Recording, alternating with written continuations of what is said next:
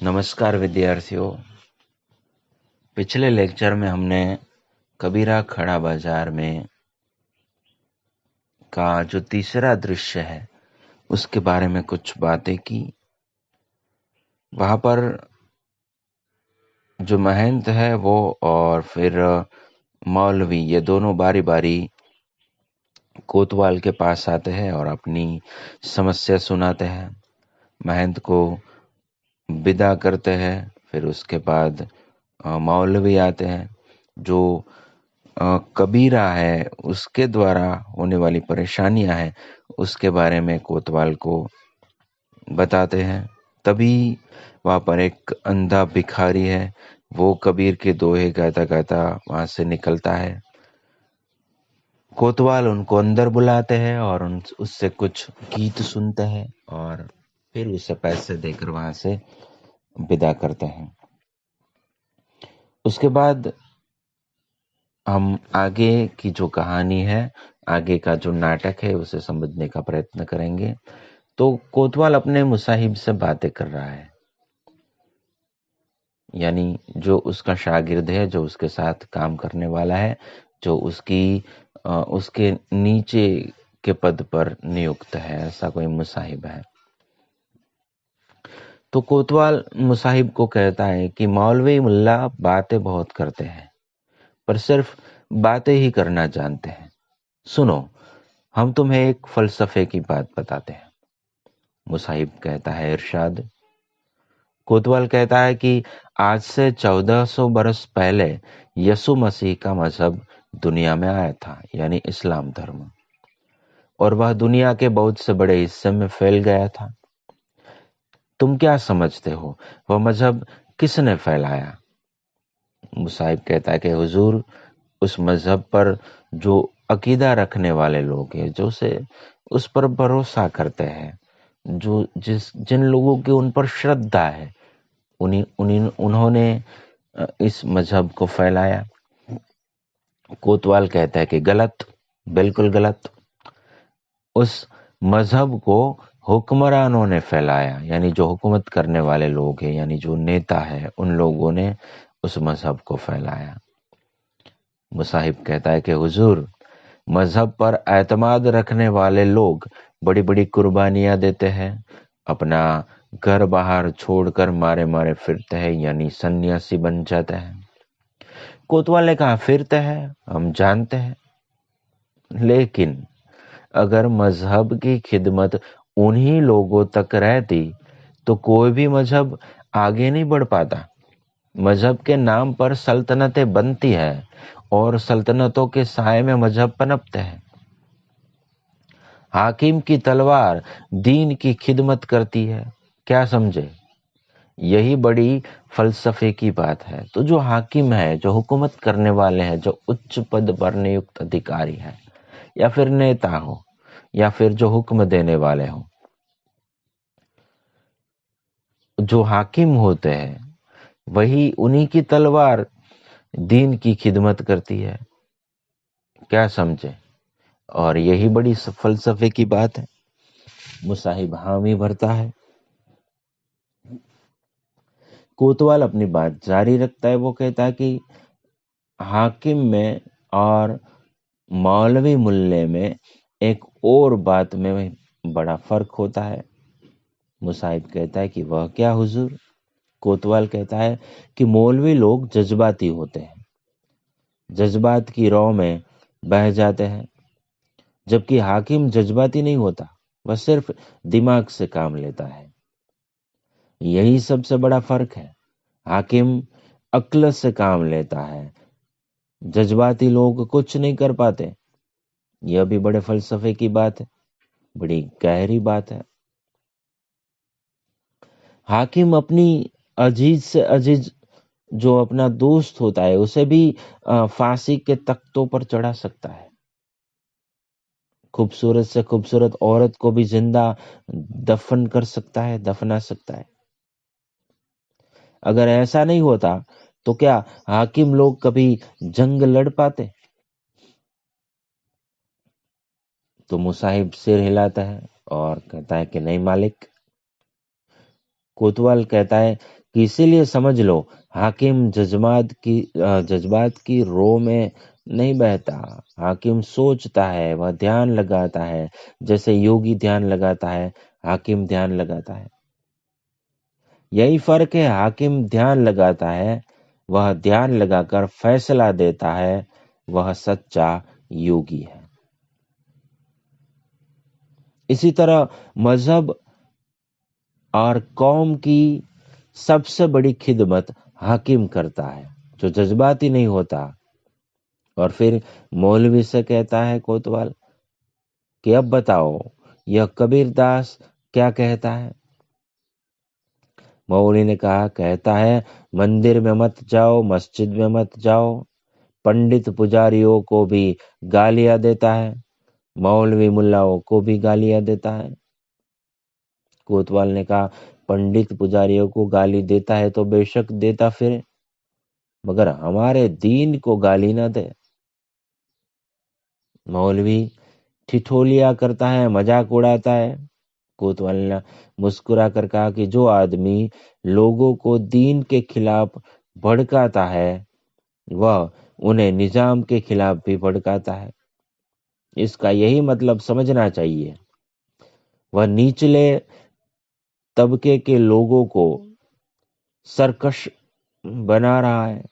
کون لوگ ہیں اس کے ساتھ؟ تو مولوی کہتے ہیں کہ بہت سارے لوگ ہیں، اس جیسے کوت کہنے والے تو 2-3 ہی ہیں، لیکن غریب لوگ، ہندو مسلمان نیچ جات کے سبھی لوگوں کو وہ گھیر لیتا ہے، وہ اس کی بات سنتے ہیں۔ تبھی باہر کوئی بھکاری کبیر کا پد گاتا ہوا چلا جا رہا ہے۔ بھکاری بہت ملے موہی نیمی دھرمی، پرات کرے اسنان، پیپر پاتھر پوجن لاگے، تیرتھ بنے بھلانا، بہت ہی دیکھے پیر اولیاء، پڑھے کتاب قرآن، کرے مرید قبر بتلاوے، انہوں خدا نہ جانا۔ تو اس پرکار ایک بھکاری کبیر کا ایک دوہا گاتا ہوا وہاں پر گزرتا ہے۔ کوتوال صاحب کہتے ہیں کہ یہ کون ہے؟ مصاحب کہتا ہے کہ باہر گلی میں کوئی گا رہا ہے۔ مصاحب اٹھ کر کھڑکی کی اور جاتا ہے،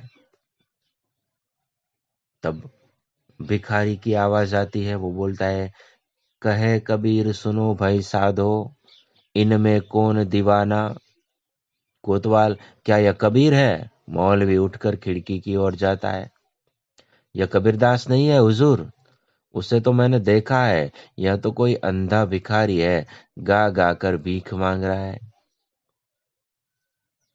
تب مصاحب کہتا ہے پر کبیر کا کوت گا رہا ہے۔ کوتوال مسکراتا ہے، ہمارے ہی گھر کے سامنے۔ چوبدار سے کہتا ہے اس آدمی کو اندر بلا لاؤ۔ چوبدار باہر جاتا ہے۔ مصاحب کبیر اور اس کے ساتھیوں کے کوت بہت لوگ گاتے پھرتے ہیں۔ تبھی اندھا بھکاری ہے وہ اندر آتا ہے، اس کے ساتھ کوتوال باتیں کرتے ہیں اور پوچھتے ہیں کہ یہ تم جو گا رہے ہو وہ تم نے کہاں پر سنا؟ تو اس نے کہا کہ میں نے تو لوگوں سے سنا تھا، 2-3 بار سنا تو مجھے یاد رہ گیا تو میں گانے لگا۔ پھر کوتوال اسے پوچھتے ہیں کہ اور کوئی کوت تمہیں آتا ہے تو وہ بھی سناؤ۔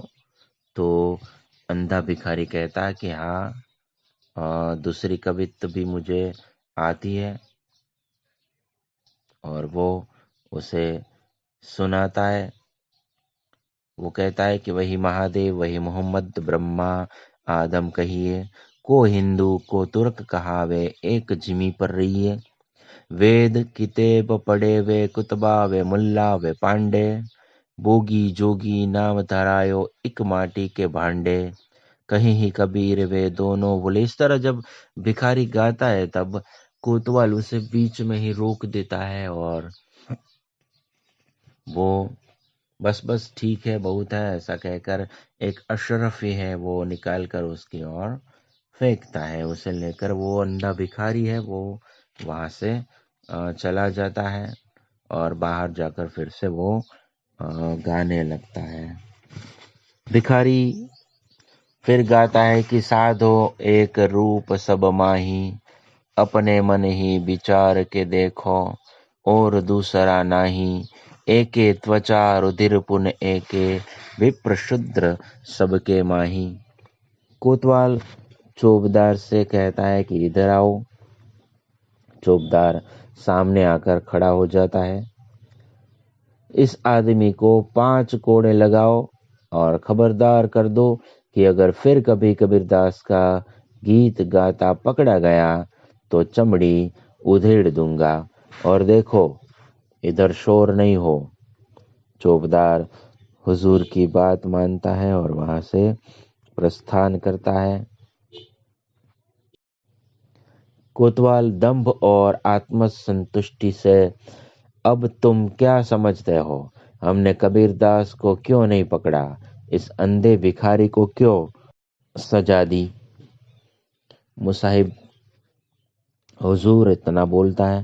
کوتوال کہتا ہے اس لیے کہ سب کام حکمت سے کیے جاتے ہیں. 5 کوڑے کھانے کے بعد اب یہ بھکاری کبیر داس کا کویت نہیں گائے گا. یہی نہیں، اس شہر میں ہی اب کبیر داس کے کویت نہیں گائے جائیں گے. مولوی کہتا ہے کہ صحیح ہے، لیکن جب تک کبیر داس کا منہ بند نہیں کرایا جائے گا تب تک اس مرض کا علاج نہیں ہو پائے گا. کوتوال کہتا ہے کہ سنو مولوی، یہ شہر ہندوؤں کا مقدس شہر ہے. یہاں کا راجا ہندو ہے. وہ لودھی بادشاہ کو خراج دیتا ہے. اگر محمد کے مذہب کے نام پر اس آدمی کو پکڑ کر سزا دیں گے تو کسی کو برا لگ سکتا ہے. مولوی کسی کو کوئی برا نہیں لگے گا. ہندو لوگ تو ہم سے بھی زیادہ اس آدمی سے عاجز آئے ہوئے ہیں. وہ آئے دن ان کے مذہب کو بھی برا بھلا کہتا پھرتا ہے. کئی بار وہ اسے سزا دے چکے ہیں. کوتوال تم کبھی نہیں سمجھو گے. تم کیا سوچتے ہو ہمارے لیے کبیر داس کو سزا دینا مشکل کام ہے؟ وہ رک کر کہتا ہے کہ کون آدمی ہے یہ کبیر؟ کیا کسی راجا کا بیٹا ہے؟ مصاحب کہتا ہے نہیں حضور. کوتوال کیا وہ کوئی رئیس ہے، صاحب جائیداد ہے؟ کتنی حویلیاں ہے اس کی؟ کتنے ہاتھی گھوڑے ہیں اس کے پاس؟ مصاحب کہتا ہے کہ آپ تو حضور مذاق کر رہے ہیں. جولاہے کے پاس کہاں ہاتھی گھوڑے ہوں گے؟ کوتوال کل بڑے چوک میں ہمارے حکم سے کتنے آدمیوں کو ہاتھی کے پیروں کے نیچے کچلوایا گیا تھا؟ مصاحب 3 تھے حضور. کوتوال کیا ان میں سے کوئی زندہ بچا تھا؟ مصاحب بچ کیسے سکتا تھا حضور؟ ابھی بھی تینوں کی لاشیں چوک میں پڑی ہے.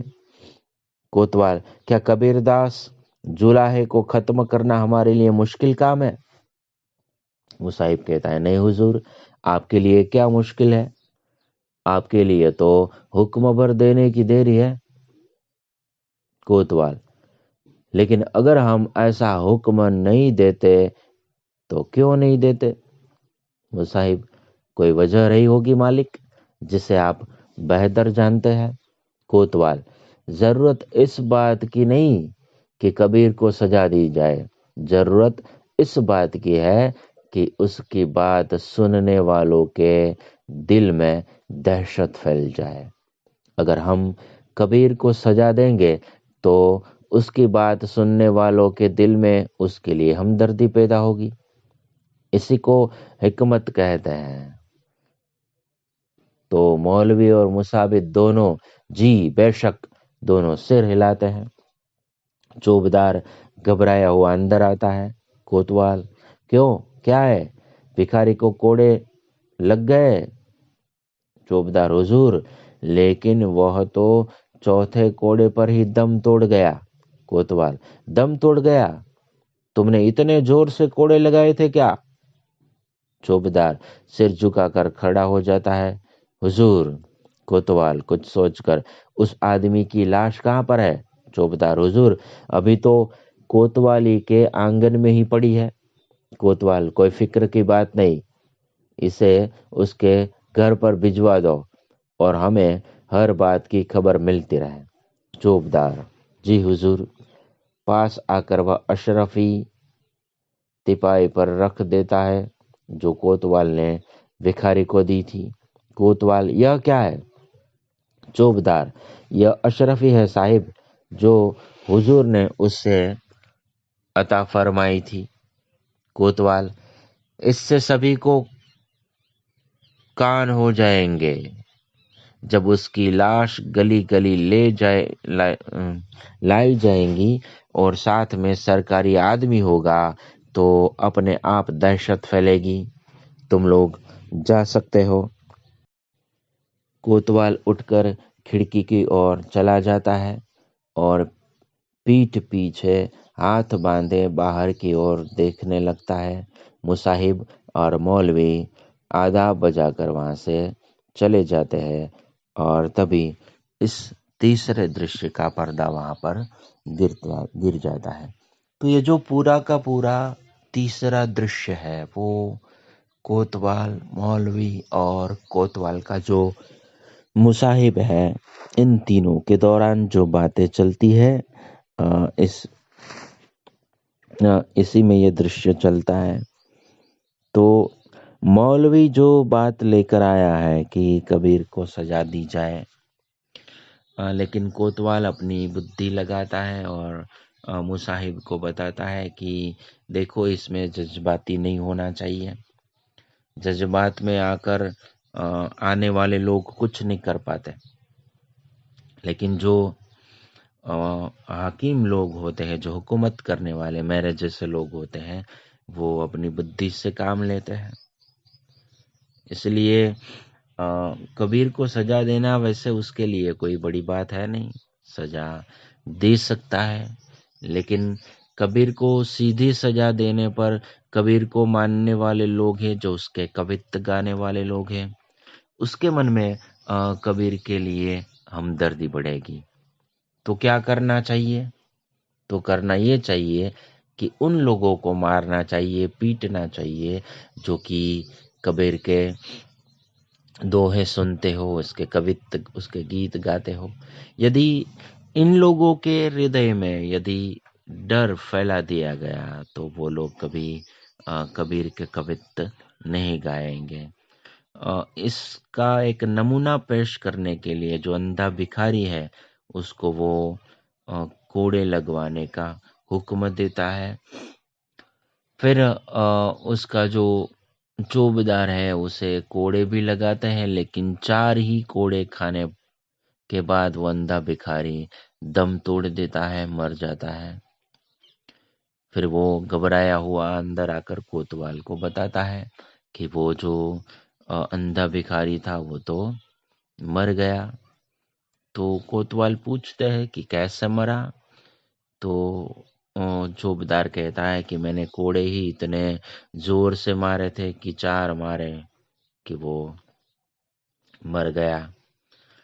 اس پر کوتوال کہتا ہے کہ کوئی بات نہیں، اس کی جو لاش ہے وہ اس کے گھر بھجوا دو، اور راستے میں گلی میں محلے میں اس کی لاش جب نکلے گی اور لاش کے ساتھ سرکاری آدمی بھی ہوگا تو لوگ دیکھیں گے اور سمجھیں گے کہ دیکھو کوتوال کے ورد میں، سرکار کے ورد میں جانے کے کیا پرینام ہوتے ہیں، اور اسے دیکھ کر لوگوں کے دل میں ہمارے لیے دہشت یعنی ایک ڈر پیدا ہوگا، اور پھر وہ حکومت کے خلاف جانے کی کوئی حماقت نہیں کریں گے، اور اس سے ہمارا جو کام ہے وہ بنے گا، ہماری دہشت ہے وہ لوگوں میں پھیلے گی، اور ہمارے جو کام ہے وہ سب صحیح طریقے سے، صحیح ڈھنگ سے चल पाएंगे। तो इस प्रकार अपनी बुद्धि का प्रयोग करके एक अंधे भिखारी को मारकर यहाँ पर जो कोतवाल है वो अपना जो काम है वो निकलवाता है। यहाँ पर जो तीसरा दृश्य है वो पूरा हो जाता है।